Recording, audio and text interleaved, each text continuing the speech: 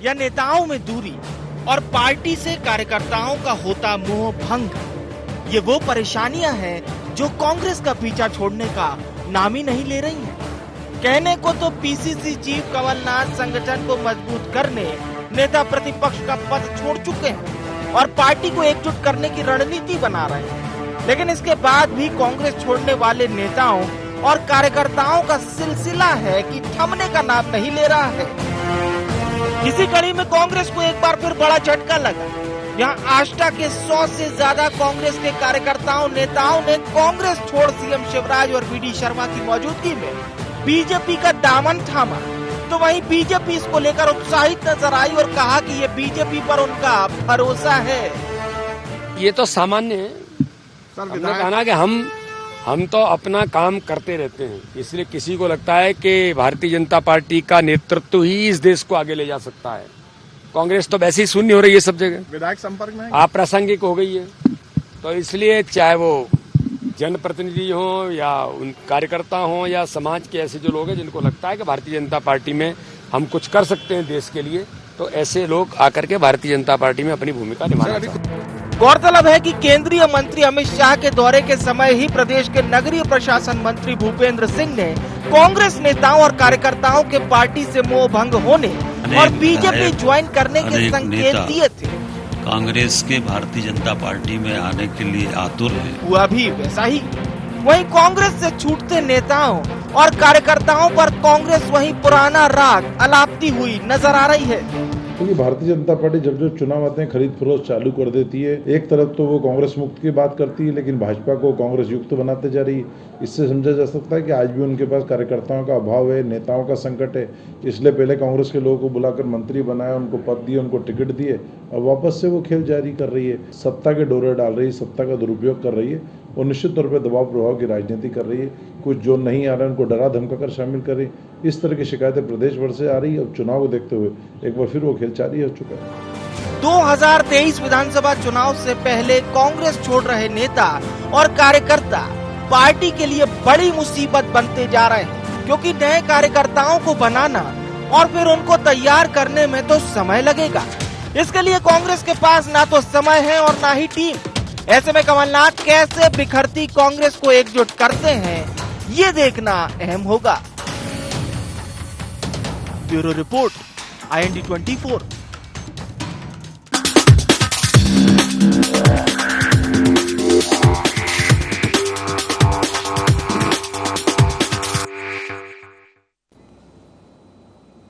नमस्कार, IND agenda में आपका स्वागत है। मैं हूं आपके साथ नाज़नीन नकवी। बात करेंगे मध्य प्रदेश कांग्रेस की, जहां एक बार पहले ही झटके पर झटके खा रही कांग्रेस, लड़खड़ाती कांग्रेस संभलने की कोशिशें कर रही है, लेकिन आज फिर एक झटके का शिकार बनी है। बता दें, करीब 100 लोगों ने भारतीय जनता पार्टी का हाथ थाम लिया, लेकिन हाथ के कमजोर होने के पीछे आखिर वजह क्या है? वाकई खरीद फरोख्त का कोई खेल चल रहा है या सिर्फ ये एक आरोप मात्र है? इसे समझने की कोशिश होगी, लेकिन पहले नजर एजेंडा पॉइंट्स पर। बीजेपी के मिशन कांग्रेस के क्या मायने? क्या कमलनाथ पर नहीं है कार्यकर्ताओं को भरोसा? ये पलायन कांग्रेस की कमजोरी या फिर बीजेपी की रणनीति का असर? बिखरती कांग्रेस को बचाने कमलनाथ की क्या होगी रणनीति? तो रण से पहले रणनीति की बात हो रही है। कमलनाथ संगठन को मजबूत करने पर जोर दे रहे हैं, लेकिन असर जो है वो होता हुआ नजर नहीं आ रहा। क्या वाकई कार्यकर्ताओं को अब अपने नेतृत्व पर भरोसा नहीं है, या फिर कांग्रेस इस बात से खुश हो रही है कि विधानसभा चुनाव के पहले ही जो जाना चाहते हैं वो चले जाएं? जैसा कि आला नेता कहते रहते हैं कि अगर कोई पार्टी छोड़कर जा रहा है तो इससे कांग्रेस को मजबूती मिलेगी, ताकि वो ऐसे लोगों के साथ जो विश्वसनीय हैं आगे चुनाव में जाएगी। लेकिन विश्वास का पात्र आखिर कौन बनेगा, या किस पर विश्वास नहीं हो पा रहा है, कौन अपना विश्वास खो रहा है, इसे समझने की कोशिश करते हैं। पहले मेहमानों से परिचय करा देती हूं। हमारे साथ वरिष्ठ पत्रकार संदीप जी मेरे साथ हैं स्टूडियो में, बहुत स्वागत है। हमारे साथ ब्रिज गोपाल लोया जी जुड़ रहे हैं, आप बीजेपी के नेता हैं, बहुत स्वागत है आपका। और संगीता शर्मा हमारे साथ जुड़ेंगी, मध्य प्रदेश कांग्रेस की प्रवक्ता हैं, स्वागत है आपका भी। संगीता जी, शुरुआत आपसे ही करना चाहूंगी, क्योंकि ये मामला कांग्रेस का है। हालांकि आप कह रहे हैं कि कांग्रेस मुक्त की बात करने वाली भारतीय जनता पार्टी कांग्रेस युक्त होती जा रही है, लेकिन वजह क्या है कि कांग्रेस के जो सदस्य हैं, जो नेता हैं, जिन्हें 3 बार टिकट मिलता है, जीत नहीं मिलती, लेकिन फिर भी जब पार्टी इतनी अहमियत देती है उसके बावजूद वो पार्टी छोड़कर दूसरे दल में चले जाते हैं? जी बिल्कुल नाज़नीन जी, आपने सही प्रश्न किया है, क्योंकि हम लगातार देख रहे हैं कि मध्य प्रदेश के अंदर अभी कमलनाथ जी ने अपना मैनेजमेंट शुरू किया ही है कि भाजपा के अंदर हलचल मचना शुरू हो गई है। उन्होंने तो अपना मैनेजमेंट अभी जस्ट शुरू ही किया था। उन्होंने नेता प्रतिपक्ष का डिसीजन लिया, अभी आपने कहा, और इसके साथ ही हमारे सारे नेता जब एकजुट होकर कार्य करने के लिए निकल गए हैं, तब भारतीय जनता पार्टी के अंदर जो डर और भय की स्थिति है वो आज आपको देखने को मिल गई है कि किस तरीके से उन्होंने कमलनाथ जी के मैनेजमेंट को फेल करने के लिए या कमलनाथ जी को कमजोर करने के लिए ये जो इन्होंने ये अपनाया है ना, जो कि 100 कार्यकर्ताओं को लेकर आष्टा से आ गए और आष्टा से आने के बाद इन्होंने पार्टी ज्वाइन करा ली। इससे कमलनाथ जी कमजोर होने वाले नहीं है, न कांग्रेस पार्टी कमजोर होने वाली है। कमलनाथ जी 2023 की चुनावी तैयारियों का मैनेजमेंट करने के लिए पूरी तरीके से तैयार हो गए हैं और भारतीय जनता पार्टी के पास जनता को कहने के लिए कुछ नहीं है, क्योंकि पिछले 19 सालों से ये लगातार जनता को भ्रम में डालकर रखते हैं। ये विकास करते नहीं है, रोजगार देते नहीं है, महंगाई कम करते नहीं है, तो इनके पास कोई एजेंडा नहीं है। इन्हें केवल ध्रुवीकरण करना होता है, चुनाव जीतना होता है। पर अभी प्रदेश की और देश की जनता समझ गई है कि भारतीय जनता पार्टी का एजेंडा क्या होता है, भारतीय जनता पार्टी किस तरीके से चुनाव जीतने का काम करती है। आप कह रही हैं कि जनता समझ चुकी है, आपके पार्टी के कार्यकर्ता नहीं समझ पा रहे। अगर आप ये कह रही हैं कि 2023 में जब परिणाम आएंगे, जैसा कि कांग्रेस को लगता है कि आपके पक्ष में आएंगे, तो फिर आपके पार्टी के वो जो नेता हैं, जो लंबे वक्त से पार्टी के साथ जुड़े हुए हैं, क्या वो विश्वास नहीं कर पा रहे हैं? उनको कमलनाथ जी भरोसा नहीं दिला पा रहे हैं कि अगर आप कांग्रेस में रहते हैं तो आगे आप सरकार में भी आएंगे और आपकी पार्टी मजबूत भी होगी, क्योंकि संगठन की जिम्मेदारी अब उन्होंने संभाल ली है पूरे तौर से? देखिए नाज़नीन जी, इसके बारे में भी मैं आपको बता देती हूँ कि भरोसा कहाँ किया जाता है। जो गोपाल इंजीनियर आष्टा से आज भारतीय जनता पार्टी में शामिल हुए हैं, उनके बारे में बता देती हूँ। 2018 में उनको टिकट मिला था कांग्रेस की तरफ से विधायक का। उसके पहले 2013 में उन्हें टिकट दिया गया और 2008 में भी उन्हें टिकट दिया। लगातार 3 बार से कांग्रेस उन्हें टिकट दे रही है। अब उनकी महत्वाकांक्षा क्या हो सकती है, आप खुद से समझ लीजिए। अभी 23 का चुनाव आ रहा था, हो सकता है फिर वो तैयारी कर रहे थे, उन्हें फिर टिकट मिलता। अब उनकी महत्वाकांक्षा क्या हो सकती है, जब टिकट उन्हें लगातार मिल रहा है, फिर वो भाजपा में क्यों गए? तो यही है सबसे बड़ा रुपया, ये जो खरीद फरोख्त करके भारतीय जनता पार्टी हमारे कांग्रेस के कार्यकर्ताओं के बीच जाती है, उन्हें सत्ता का लोभ देती है और फिर उन्हें जाकर अपनी पार्टी में शामिल करवाकर बहुत बड़ी बड़ी बातें करते हैं। अभी वीडी शर्मा जी कर रहे थे। वीडी शर्मा जी को ये नहीं पता है कि उन्होंने जो सिंधिया जी के समर्थकों को लेकर आए थे, आज गोपाल इंजीनियर को लेकर आए हैं, ऐसे तमाम लोगों को जब लेकर आ रहे हैं तो इनकी पार्टी के नेताओं का क्या होगा? उन्हें टिकट कैसे मिलेगा जो सालों से इंतजार कर रहे हैं? आप देखिए, ग्वालियर चंबल संभाग की जो 22 सीटें थी, उस पर कांग्रेस से आए हुए लोगों को टिकट दे दिया। अब आष्टा में भी कांग्रेस से आए हुए लोगों को टिकट दे दिया। तो भारतीय जनता पार्टी के कार्यकर्ताओं का क्या होगा, ये भारतीय जनता पार्टी के कार्यकर्ताओं को सोचना चाहिए। लोया साहब, आप अपने कार्यकर्ताओं की चिंता नहीं कर रहे हैं, जो लगातार जिन्होंने पूरा जीवन दे दिया पार्टी के लिए, उनकी फिक्र नहीं हो रही, उन्हें नजरअंदाज किया जा रहा है। और साथ ही खरीद फरोख्त का जो आरोप है वो बहुत ज्यादा तेजी के साथ कांग्रेस लगा रही है। उनका कहना है कि यही मामला है, इस वजह से आप बार बार कहते जरूर हैं कांग्रेस मुक्त, लेकिन आप कांग्रेस युक्त होते जा रहे हैं। 2-3 बातें नाज़नीन जी मैं कर दूं। पहली तो हम आपको एक बात बता दें कि कांग्रेस की विचारधारा से हमारी बुराई है, कांग्रेस के किसी व्यक्ति से हमारी बुराई नहीं। व्यक्ति से बुराई रखना राजनीति में उचित नहीं। हमें वैचारिक लड़ाई लड़ रहे हो, वैचारिक रूप से हम कांग्रेस मुक्त भारत चाहते हैं। कांग्रेस की विचारधारा है, जो परिवारवाद की विचारधारा है, उससे हम मुक्ति चाहते हैं। ये देश मुक्ति चाहता है और बार बार वो सिद्ध कर रहा है देश। दूसरी बात मैं आपसे कहूं, अभी संगीता जी बड़े अच्छे से कह रही थी कि भारतीय जनता पार्टी लोभ देकर, लालच देकर, डराकर या खरीद कर कांग्रेस के कार्यकर्ताओं को ला रही है। इसका मतलब क्या होता है नाज़नीन जी, आप सोचिए कि आप अपने कार्यकर्ता पे यह आरोप लगा रहे हैं कि वो लोभी है, आप अपने कार्यकर्ता पे यह आरोप लगा रहे हैं कि वो बिकाऊ है, आप अपने कार्यकर्ता पे यह आरोप लगा रहे हैं कि वो डरपोक। तो जो पार्टी अपने कार्यकर्ताओं पर इस तरह के आरोप लगाएगी, उस पार्टी में कोई कार्यकर्ता क्यों रहना चाहिए, किस लिए रहना चाहेगा? और केवल एक व्यक्ति के टिकट से नहीं होता है। एक बात आपको समझनी पड़ेगी, किसी व्यक्ति को आप टिकट भी देते हैं तो उसके नीचे सैकड़ों हजारों कार्यकर्ताओं की टीम काम करती है। जब वो टीम अपने नेता पर दबाव डालती है कि इस पार्टी में रहने से कोई मतलब नहीं है, इस पार्टी की राष्ट्र निर्माण में कोई भूमिका नहीं है, इस पार्टी की मध्य प्रदेश निर्माण में कोई भूमिका नहीं है, इस पार्टी का पूरा मानसिकता केवल सत्ता में बने रहने का है और इसलिए इनके लोग साथ छोड़कर जा रहे हैं। दूसरी बात नाजी, एक और बता दो, संगीता जी को अपडेट कर देता हूं।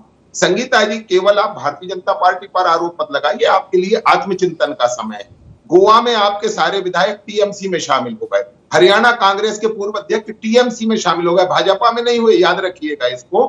आपके 10 विधायक थे उत्तर प्रदेश में 2017 में, जिनमें से 9 विधायक केवल leader of opposition Lallu Singh ji छोड़कर पूरे लोग आपके सपा में। आप इस स्टेट की बात करिए, मध्य प्रदेश की। संगीता और ऐसे तो मैं आपके करोड़ों कार्यकर्ता गिनवा दूंगी जो किस किस पार्टी में गए हैं और कब कब गए हैं। प्लीज, मैं आपके बीच में बोला था, बात कर लीजिए पहले। ना बोले, दूसरी स्टेट कमलनाथ जी ने कहा है कि हर स्टेट का अलग अलग समीकरण होता है। ये नहीं होगा। आप अपने टर्न पे उनका जवाब दे दीजिएगा कि उनकी पार्टी के अलग अलग स्टेट में कौन कौन से लोग हैं जो पार्टी बदल कर गए। ठीक है, आप बोलिएगा। ठीक है, लोया साहब कंप्लीट करिए जरा। जी, एक मिनट। संगीता जी, आप एक पार्टी का पक्ष रख रही हैं। जब पार्टी का पक्ष रख रहे हैं तो बात दिल्ली की भी होगी, बात सोनिया गांधी की भी होगी, बात राहुल गांधी की भी होगी, क्योंकि बहुत सारे लोग उनके अलग स्टेट का अलग अलग समीकरण होता है। इसी को समझने की आप लोगों को जरूरत है। आप अपने लोया साहब, आप अपनी बात कंप्लीट करिए। मैं उनको रोक चुकी हूँ, आप अपनी बात पे तो आइए। वो चुप रहे। हाँ, वो चुप ही, आप अपनी बात तो कंप्लीट करिए। नाजनीन जी, मैं बात अपनी क्यों कंप्लीट करूँ अगर वो बीच में बोलती है? मैं उनके बीच में बोला था क्या? नहीं बोलता। अरे अब तो वो चुप है, अब तो करिए।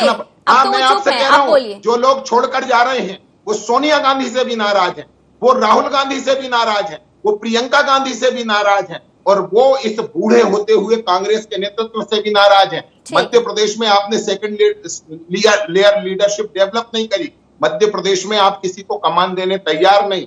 आप 70+ एज के जो लोग हैं वो युवाओं को मार्ग नहीं दे रहे हैं, तो वो युवा करेंगे क्या? आपके साथ रहने से उन्हें मतलब क्या? राष्ट्र निर्माण में जिनको अब आशीर्वाद देना चाहिए, जिनको अब केवल मार्गदर्शन देना चाहिए, वो हर कुर्सी पर मिलेंगे, वो हर कुर्सी पर बैठे मिलेंगे। और मैं आपको एक अंतिम बात आपसे कह दूं कि ये माननीय कमलनाथ जी का मैनेजमेंट का अभी चर्चा किया संगीता जी ने, ये मैनेजमेंट की बात तो पहले दिग्विजय सिंह कहते थे कि चुनाव मैनेजमेंट से जीते जाते हैं। अरे चुनाव जनता की आकांक्षाओं पर खरा उतर कर जीते जाते हैं, किसी के मैनेजमेंट से नहीं जीते जाते, चाहे वो कमलनाथ जी हो चाहे दिग्विजय। मैनेजमेंट का मतलब तो समझ लीजिए पहले, क्या होता है मैनेजमेंट? लीजिए, आपको जानकारी नहीं है, मुझे समझा, आपको जानकारी नहीं है मैनेजमेंट क्या होता है। आप और मुझको, आप और मेरे विषय में देखिए, आपको जानकारी नहीं है, आप अजीब और गरीब बातें कर रहे हैं। तो कैसे आप डिबेट करते हैं, मुझे ये समझ में नहीं आ रहा है। आप कैसी डिबेट करते हैं? बता दिया गया है, आप मैनेजमेंट का मतलब समझते हैं? बता दिया गया है, कैसी बातें कर रहे हैं? कार्यालय की पाठशाला में जो पढ़ाया गया है आप है ना, ये जो आपको इतना घमंड आया हुआ है ना, नॉलेज पर संदेह मत करिए। ध्रुवीकरण करके जो वोट हासिल करके जो घमंड आपके अंदर आया हुआ है ना, कुछ ही दिनों में उतर जाएगा। 2018 में कमलनाथ जी ने उतार दिया, 2023 में फिर कमलनाथ जी उतार देंगे। अब उसी डर के भय से आप लोगों ने ये खरीद फरोख्त वापस शुरू कर दी है। मैं आपको बता देती हूँ, सुनिए लोया जी, कान खोलकर सुन लीजिए। बताइए, मध्य प्रदेश की जनता को बताइए, कांग्रेस के कार्यकर्ताओं को समझाइए। जनता ही सुन रही है, मैं आपको नहीं सुना रही, जनता ही सुन रही है। हाँ, तो मुझे मत समझाइए। आप मेरे सामने बैठे हैं, जनता ही सुन रही है और मैं जनता को ही बताना चाह रही हूँ कि मध्य प्रदेश की जनता आप लोगों के बहकावे में अब नहीं आने वाली है। आपको रोज सबक सिखा रही है। अभी 3 लोग चुनाव हार गए, 15 महीनों की कमलनाथ जी की सरकार से जनता खुश थी। 18 में उन्होंने कमलनाथ जी को मुख्यमंत्री बना दिया था, 2023 में फिर मुख्यमंत्री बन रहे कमलनाथ जी। इस डर और भय से आप जीरो दौड़ लगा रहे हैं। आपके पास जनता का पैसा है, जनता के पैसे का दुरुपयोग कर रहे हैं। संगीता जी ठीक है, मैं वापस आती हूँ। हमारे साथ संदीप जी भी हैं, थोड़ा समझ लेते हैं और कि वाकई जनता क्या समझ रही है या राजनीतिक दल क्या समझ रहे हैं, उनका नेतृत्व कितना समझ पा रहा है। कुछ बातें हैं जो लोया साहब ने कही। संदीप जी, ये तो तय हो रहा है धीरे धीरे कि आगामी चुनावों में जो बीजेपी की तरफ से जोर दिया जाएगा वो मुद्दे राष्ट्रवाद होंगे, राष्ट्र निर्माण होगा, हिंदुत्व की बात होगी। और कांग्रेस को कमजोर करने के लिए, जैसा कि अभी लोया साहब ने कहा कि उनका जो नेतृत्व है वो बूढ़ा होता हुआ नेतृत्व है। हालांकि भारतीय जनता पार्टी ने भी मार्गदर्शक मंडल बनाया, अब उसका मार्गदर्शन कितना लिया जाता है या नहीं लिया जाता वो अलग बात है।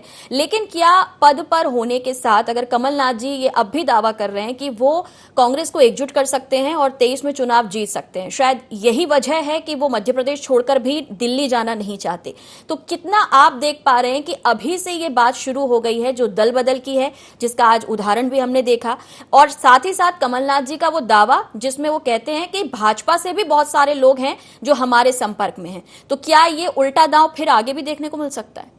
देखिए नानी जी, कोई भी राजनेता हो, कोई भी कार्यकर्ता हो, उसके लिए अपना भविष्य और महत्वाकांक्षा दो बड़ी चीजें होती हैं। जब उसे लगने लगता है कि जिस राजनीतिक दल में है उसका वो भविष्य नहीं है जिसकी वो कल्पना करता है, तो दल बदल कर लेता है। ये आरोप लग सकते हैं कि पैसे देके या धन देके, प्रलोभन देके किया गया है। बीजेपी ने वो शुरुआत कर दी है जिसमें आप अपने कार्यकर्ता के साथ सामने वाले को, एक तो कार्यकर्ता को आप बूस्ट करते हैं, उसके अंदर उत्साह भरते हैं कि लोग हमारी तरफ आना चाहते हैं, और दूसरा जो आपका विरोधी है उसके कार्यकर्ताओं की मनोदशा को और कमजोर करते हैं। उसे ये लगने लगता है कि जब ये नेता चला गया तो मैं क्या करूंगा, इसने क्यों छोड़ दिया। कारण सबके अपने अलग अलग होते हैं और वो रास्ते तय करते रहते हैं। जहां तक आपने कमलनाथ जी की बात कही, कमलनाथ जी, ये बात बिल्कुल सही है कि अनुभवी नेता हैं, पुराने नेता हैं, उनकी राजनीति करने का अपना तरीका है, और कांग्रेस के नेताओं को तो वो एकजुट कर लेते हैं, लेकिन कार्यकर्ता में वो ऊर्जा नहीं भर पाते जिसकी आज जरूरत है। नाज़नीन जी, मैं किसी उम्र पर नहीं जाता, लेकिन ये बात बिल्कुल सही है कि उसका असर आपकी कार्य क्षमता पर तो पड़ता है, इसे कोई नहीं नकार सकता।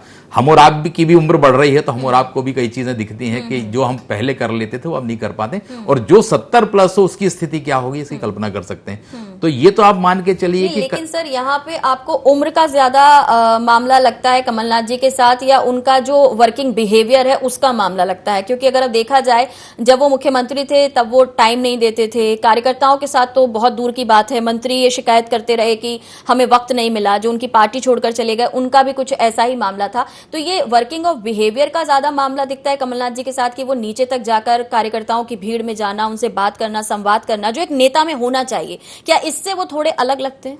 देखिए नाज़नीन जी, अगर हम कमलनाथ जी के 4 दशक की राजनीति का अध्ययन करते हैं तो हम ये देखते हैं कि वो खास एक डिपार्टमेंट के इंचार्ज रहे हैं। जब मुख्यमंत्री व्यक्ति हो जाता है तो सारे विभागों का वो इंचार्ज हो जाता है। कमलनाथ जी की कार्यशैली जो रही है वो जनता के बीच सीधे जाने की नहीं रही है कभी भी, अगर हम देखते हैं। लेकिन उनका जो बिहेवियर है, देखिए उम्र तो असर डालती है, उनका जो बिहेवियर है वो लोगों के प्रति या नेताओं को आकर्षित करने वाला रहा है और आज भी है, मैं से नहीं निकाल सकता। लेकिन उम्र उसमें आड़े आ जाती है। अब आप इस उम्र में जाके आप दौड़ के कार्यकर्ताओं के बीच नहीं जा सकते हैं, तो आज उनके लिए उम्र बड़ी बाधा बन रही है।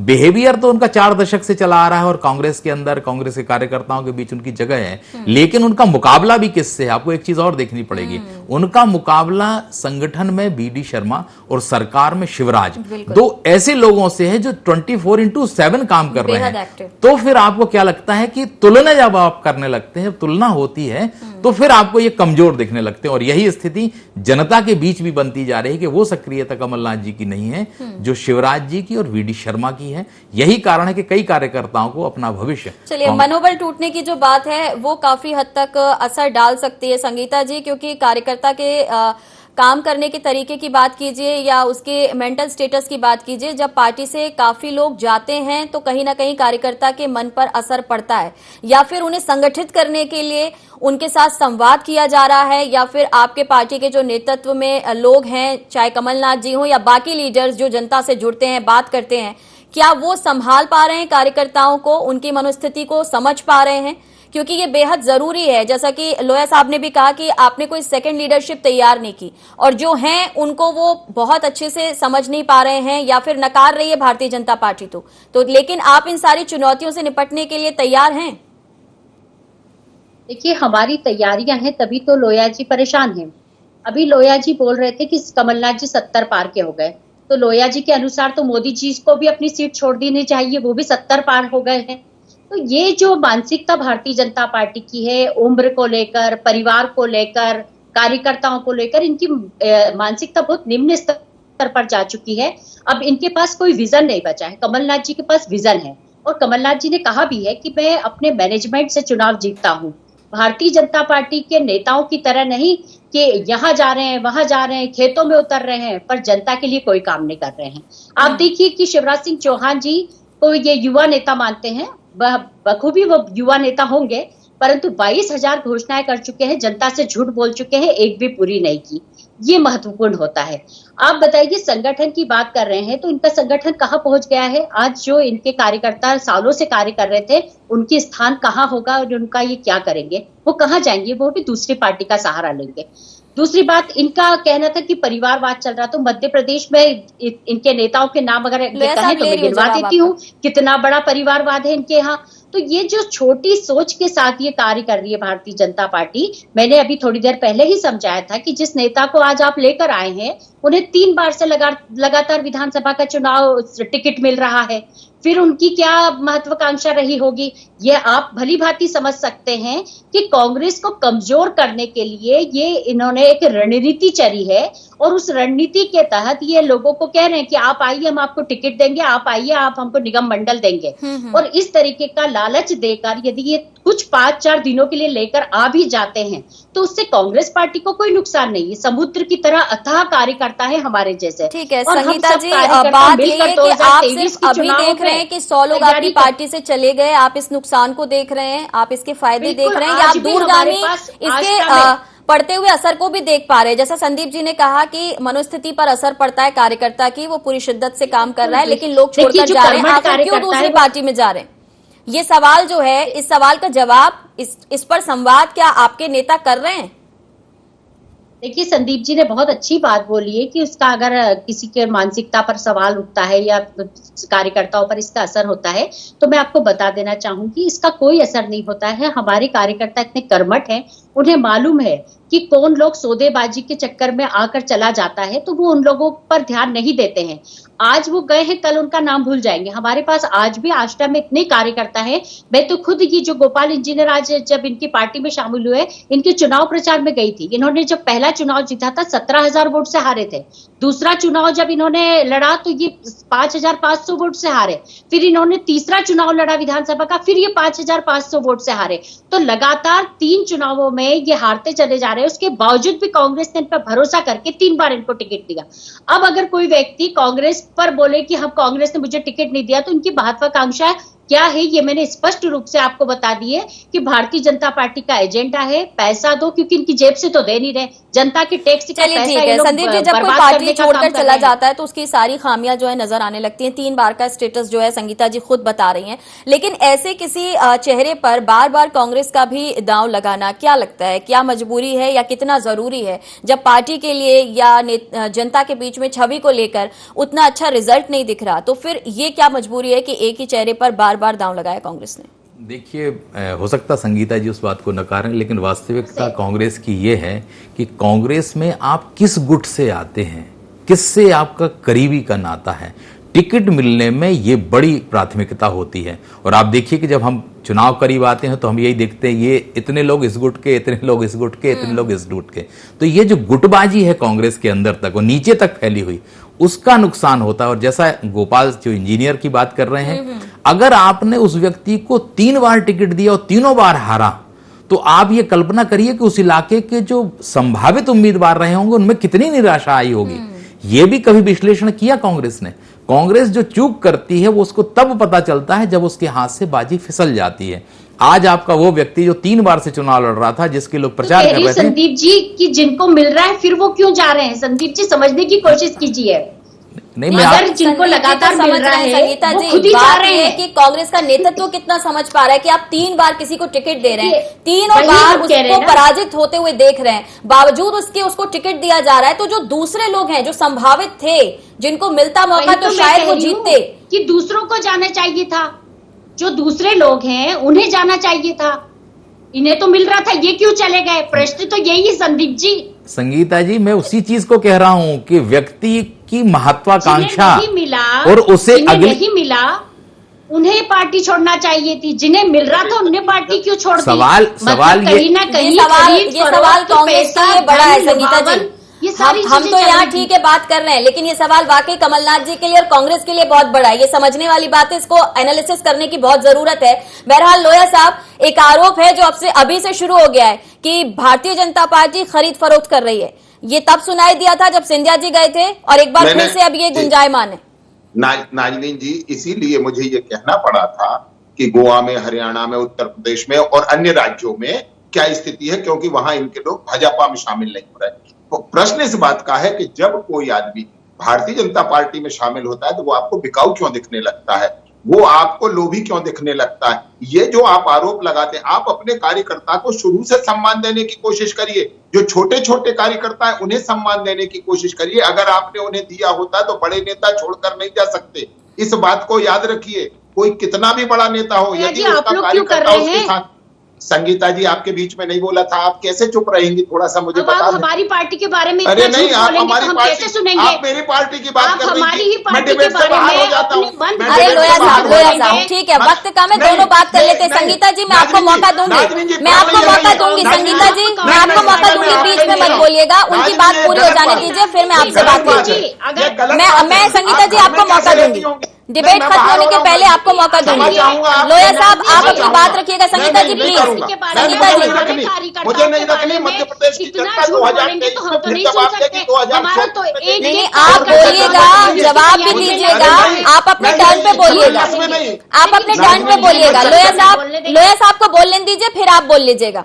मैं दोनों को समय दूंगी, पहले लोया साहब बोलिए, फिर आप बोल लीजिएगा। आप नोट कर लीजिए कि आपको किस बात पे जवाब देना है। लोया साहब देखिए राजनीति जी, पहले अरे तो संगीता जी झूठ बोलेंगे भी तो भी आप अपने टाइम पे बोल दीजिएगा। नाजनीन जी, मैं क्षमा चाहूंगा, मैं दूसरे चैनल। अरे लोया साहब ठीक है। नहीं, ये डिबेट की परंपरा के खिलाफ है। मैं आपसे फिर कह रहा हूँ, ये आप में नैतिक चरित्र नहीं है। चलिए, अब मेरे भी हाथ में नहीं है, वक्त को रोक पाना। सभी का बहुत शुक्रिया। तो बहस अभी से गर्मा गर्म शुरू हो चुकी है, एक दूसरे पर आरोप प्रत्यारोप का सिलसिला भी दिख रहा है, लेकिन देखना यह होगा कि खरीद फरोख्त के आरोपों में वाकई दम है या फिर कांग्रेस पार्टी में कुछ बात जो दिखाई दे रही है वो कम है। क्योंकि मजबूती की बात हो रही है, संगठन को एकजुट करने की बात हो रही है, लेकिन ये संगठन एकजुट आखिर कब होगा इसका इंतजार रहेगा। और देखना यह भी होगा कि भारतीय जनता पार्टी जो मिशन कांग्रेस पर काम कर रही है उसमें और आगे जाती है या फिर कोई और पटरी पर चलती हुई सियासत नजर आती है। फिलहाल इतना ही, दीजिए इजाजत, नमस्कार।